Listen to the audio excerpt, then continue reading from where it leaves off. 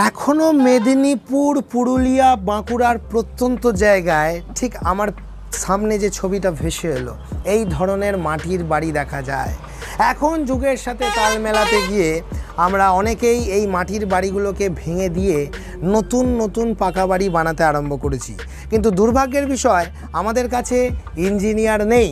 মুর্শিদাবাদ বা বীরভূমের বিভিন্ন প্রান্ত থেকে আসা মিস্ত্রিদেরকে নিয়ে আমরা কাজ শুরু করে দিয়েছি, কিন্তু দেখা যাচ্ছে সেই সব মিস্ত্রিরা আমাদেরকে না কনসেপ্ট বোঝায়, না আমরা সেই সব বুঝতে পারি। অর্থাৎ যেখানে ইচ্ছা কলম তুলে দিলাম, যেমন তেমনভাবে বাড়ি শুরু করলাম এবং বাড়ি নির্মাণ করে ফেললাম। দেখা যাচ্ছে পুরনো মাটির বাড়িটা যত বছর টিকেছে, বাপ দাদার আমলের বাড়ি, সেই বাড়ি নতুন বাড়ি কিন্তু আপনি টেকাতে পারলেন না। এই জন্য আমাদের এই চ্যানেলগুলো দেখতে থাকুন।